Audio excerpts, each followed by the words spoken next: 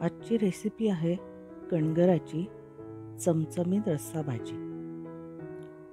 कणगरं ही अशी असतात, म्हणजे जमिनीखाली ही येणारी कंदमुळं आहेत। जनरली ही उकडून खाल्ली जातात। बऱ्याच जणांना अशी उकडल्यानंतर खायला खूप आवडतात, पण याचे आपण वेगवेगळे पदार्थ करून खाऊ शकतो। तशीच आज मी दाखवणार आहे या कणगरांची रस्सा भाजी, जी आपण पोळी बरोबर भाकरी बरोबर खाऊ शकतो। पण त्याआधी एक रिक्वेस्ट आहे, तुम्ही जर हे चॅनल अजूनपर्यंत सबस्क्राईब केलं नसेल तर सबस्क्राईब करा आणि बेल आयकॉनला क्लिक करा, म्हणजे नवीन नवीन व्हिडिओज आले ना की सगळ्यात पहिल्यांदा तुम्हाला समजेल आणि तुम्हाला तो बघता पण येईल। आणि आवडलेले व्हिडिओज लाईक आणि शेअर नक्की करा, तेही खूप महत्त्वाचं असतं।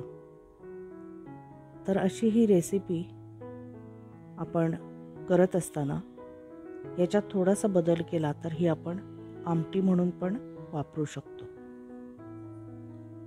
अतिशय चविष्ट लागते। आणि कणगर किंवा कारंदे, गोराडू हे सगळे कंदमुळांचे प्रकार आहेत आणि यामध्ये फायबर, कॅल्शियम भरपूर प्रमाणात असतात आणि ही आपण कंदमुळं खाल्ली पाहिजेत। दिवाळीनंतर साधारण बाजारात यायला सुरुवात होते आणि एप्रिल महिन्यापर्यंत ही आपल्याला बाजारात उपलब्ध असतात। उंदियोसारख्या भाज्यांमध्ये तर खास करून कंदमुळं वापरली जातात। तर अशीच आज आपण या कणगराची एक रस्सा भाजी बघूया। ही कणगरं कंदमुळं असल्यामुळे याला माती वगैरे असते आणि याला केस असतात त्याचे स्वतःचे। तर ही 10-15 मिनटं आपण पाण्यात भिजत घालायची, म्हणजे माती मऊ होते आणि मग दोन्ही हातांनी छान नीट व्यवस्थित चोळून त्याची माती काढून घ्यायची। अशा प्रकारे चोळून धुत असताना त्याचे जेवढे केस, तंतू हे निघतील तेवढे काढायचे आणि स्वच्छ पाण्याने धुवून झालं की नंतर मग हे कुकरमध्ये घालायचे आणि योग्य प्रमाणात मीठ घालायचं आणि हे उकडून घ्यायचे। आपण हे नुसत्या पातेलीत पण उकडत ठेवू शकतो। कुकरमध्ये शिजवायचे असतील त्यावेळेला आपल्याला नुसतं खायचे असतील तर आपण 4 शिट्ट्या काढायच्या, 4 किंवा 5 शिट्ट्या करून घ्यायच्या आणि जेव्हा अशा प्रकारे भाजी वगैरे आपल्याला करायची असेल तेव्हा अगदी खूप शिजवायची नाहीत। 3 शिट्ट्या पुरेशा आहेत। 2 किंवा 3 शिट्ट्या करून शिजवून घ्यायच्या। आता यानंतर अगदी महत्त्वाचा भाग असतो ते म्हणजे ही कणगरं सोलणं। थंड झाल्यानंतर आपण ही कणगरं सोलायला घ्यायची, पण सोलत असताना याची जी साल असते ही पटकन निघत नाही। तर त्यासाठी मी इथे एक तुम्हाला आयडिया सांगणार आहे। कत्रीनं अशी याची साल कापून घ्यायची उभ्या आकारात आणि तुम्ही पाहू शकता अगदी सहजतेनं साल पूर्णपणे निघालं। पुन्हा एकदा बघा, या पद्धतीनं आपण उभ्या आकारात कत्रीनं साल कापून घ्यायचं आणि मग दोन्ही बाजूनी साल काढायचं। व्यवस्थित निघतं आणि पटकन निघतं। याचे केस वगैरे जर काही शिल्लक राहत असतील तर ते काढून घ्यायचे। कुठेतरी खराब भाग असेल तर तोही काढून घ्यायचा।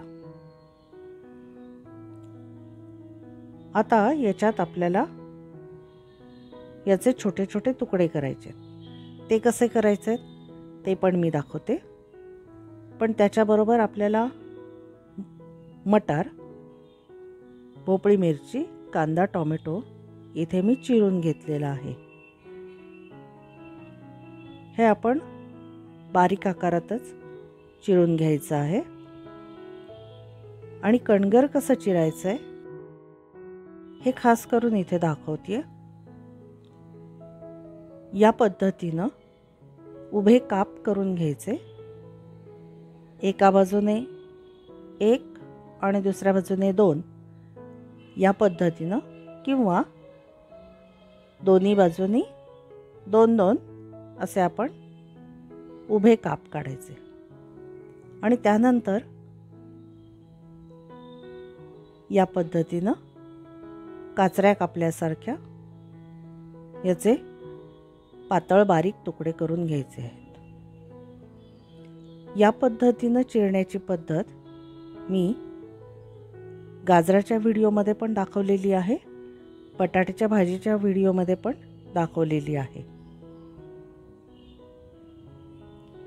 पटकन आपल्याला अशा पद्धतीनं बारीक बारीक तुकडे करता येतात आणि भरपूर प्रमाणात तुकडे तयार होतात.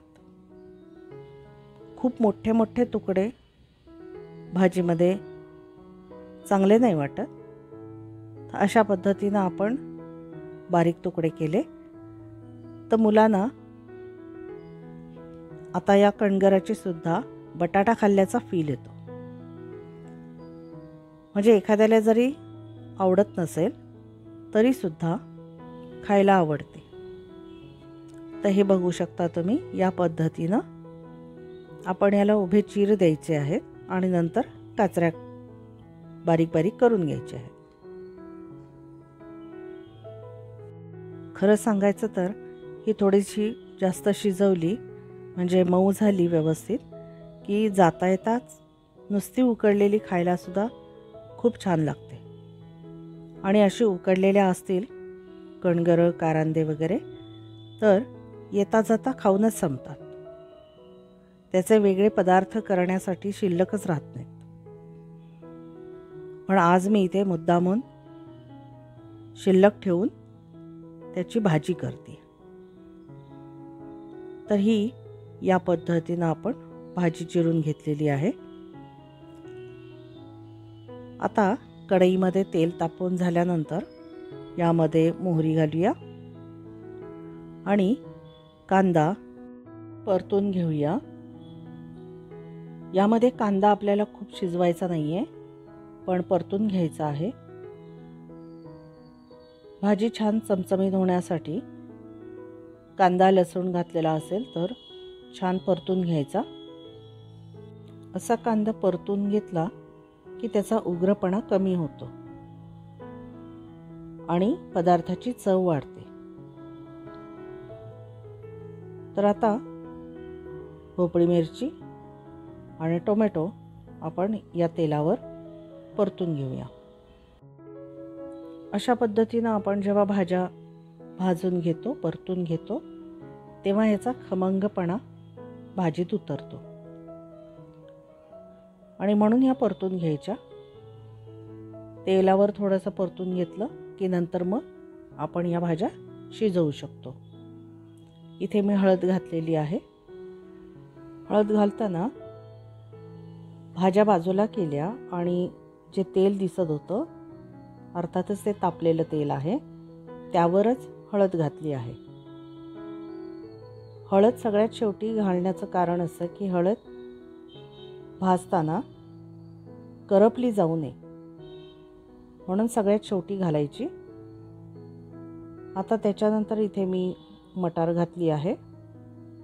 ही ओली मटार आहे. आता हे सगळं व्यवस्थित परतून घेऊया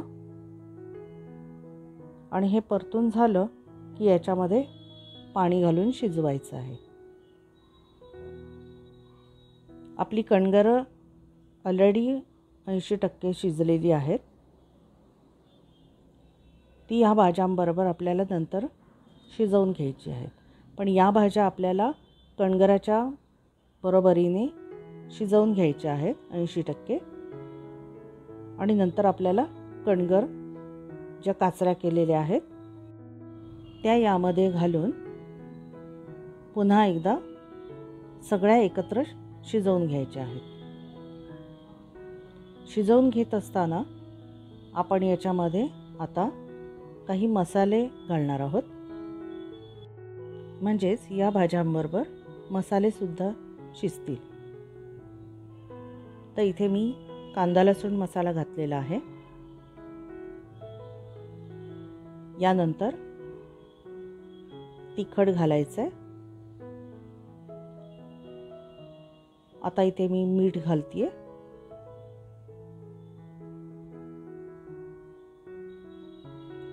हे सगळं मिक्स करून घ्यायचं. मसाले घातल्यानंतर त्याची गुठळी होऊ नये म्हणून हे सगळं मिक्स करून घ्यायचं. आपल्या आवडीनुसार मसाले मीठ कमी जास्त प्रमाणात घ्यायचं, किंवा तुम्हाला कांदा लसूण मसाल्याच्या ऐवजी दुसरा कुठचा मसाला वापरायचा असेल तर तसंही वापरलेला चालतो.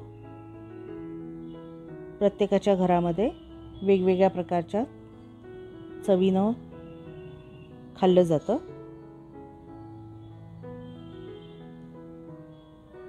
ही आता मटार आणि पोपळी मिरची आपण छान शिजवून घेऊया आणि त्यानंतरच याच्यामध्ये चिरून ठेवलेल्या कणगराच्या काचऱ्या घालूया. आता या व्यवस्थित मिक्स करून घ्यायच्या, कारण या शिजलेल्या आहेतच. आता शिजवत असताना याच्या ज्या काचऱ्या छोट्या छोट्या असतात किंवा काही प्रमाणात याचं बटाट्यासारखंच पीठ तयार झाल्यासारखं त्याच्यामध्ये मिक्स होईल. म्हणजे आपण बटाटा उकडून स्मॅश करतो आणि कुठल्याही भाजीमध्ये किंवा आमटीमध्ये ते घातल्यानंतर त्याला जाडपणा येतो, मिक्स होतं व्यवस्थित. तसंच इथे सुद्धा कणगराचं थोडंसं बटाट्यासारखंच असल्यामुळे आपल्या भाजीला थिकनेस येणार आहे आणि म्हणूनच इथे दाण्याचं कूट आणि गूळ घातल्यानंतर मी इथे थोडं पाणी घालते, कारण इथे कणगराच्या स्वभावानुसार भाजीला थिकनेस येणार आहे. यामध्ये पाणी घालून ते पातळ करायचं आणि कणगर आणि बाकीच्या भाज्या सगळं आता एकत्रित शिजवून घ्यायचं. हा रस्सा दाटसर होणार आहे आणि भाजी थंड झाल्यानंतर ती आणखीन जास्त दाट होणार आहे.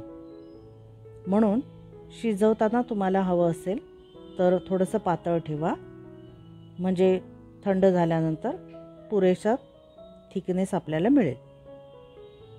या पद्धतीनं आपण पोळीसाठी किंवा भाकरीसाठी जाडसर रस्सा भाजी करू शकतो, किंवा याच्याबरोबर तुम्हाला भात जेवायचा असेल तर थोडंसं पाणी जास्त वाढवून ही अशी आमटी कम भाजी असं आपण बनवू शकतो.